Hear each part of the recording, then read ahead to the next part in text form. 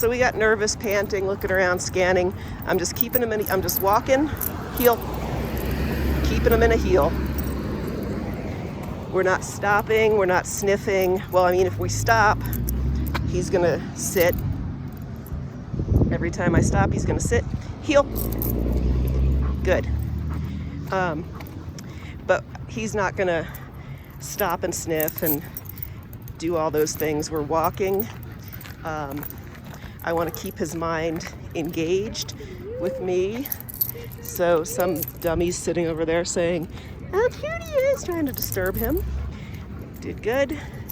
Keep him engaged with me. Heel. Good boy. And we're just gonna keep things chill and moving. So every time we come to this corner, sit, checked in. We're gonna wait for this car. I think they have a stop sign. Maybe not. Nope, they don't have a stop sign. When I stop, he sits. Heel. Good. Heel.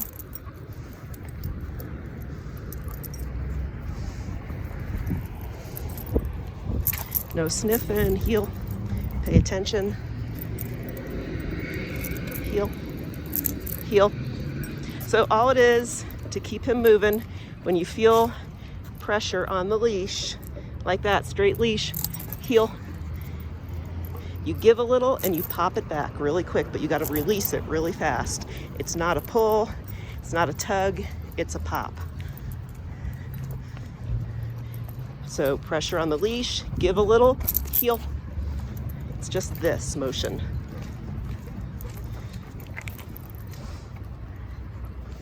Good. So I'm not walking really close to that heel, the grass, because I know he's really going to want to start sniffing at it. And I don't want to be too much of a temptation, heel, for him at this point, heel, because he's really into sniffing everything. So I'm on the sidewalk, I'm moving. So I stop. He sat on his own that time, good boy.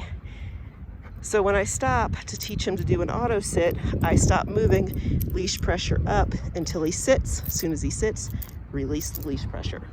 He starts to become an auto sit, does it on his own. Heel. Good.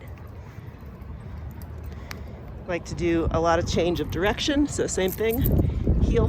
He's got out in front of me instead of turning with me.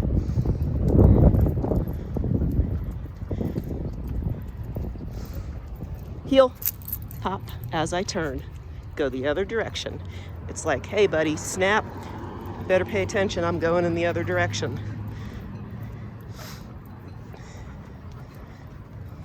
Good. So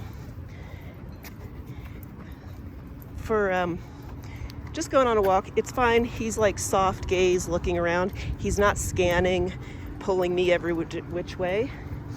But I want him having enough attention on me that when I turn direction, heel, he turns with me. Not just keep zoning out, going the way he's going. Heel. So that time he turned with me, he beat the leash pop. But that's the whole thing with the prong, is always have a loose leash. When there's a straight leash, the leash is going, there's not slack in it and it's straight and there's tension on it. What you have to do, like there, what you have to do is give a second, pop. Good. The dog brings himself back to you. So, let's see, he's not gonna let me get tension on the leash. So, don't try to pull him back. You're not gonna let me do it, are you? So, there we go. Up. We'll let him sniff so I can show. That's gonna be irresistible. So, tension on the leash. I'm not gonna pull him with the prong and use force. Then you're just using the prong as extra leverage to pull. So, tension on the leash. Not very much. Little tension on the leash. I'm gonna give it a second and pop. And then he moves back in. That's the whole trick with using the prong collar, is to never have a tight leash. It's tight for a second, he puts pressure, give, pop. He comes with me. I'm not pulling him with me. So 99% of the time, the prong is not engaged. See, it's engaged. Give, pop, and move on. Good. So I hope that makes sense.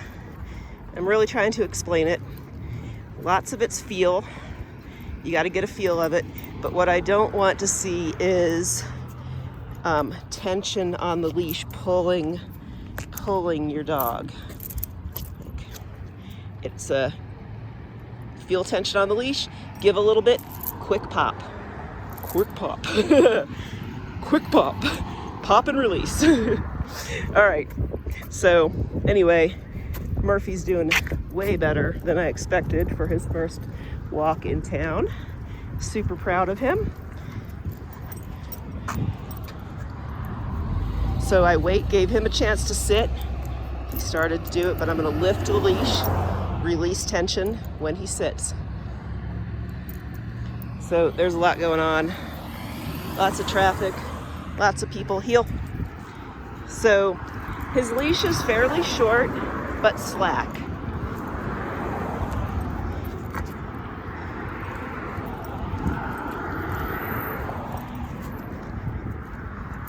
Good. So I'm going to turn, pop. Stay with me, buddy. That's all I'm saying. Stay with me, buddy. Pop. Good.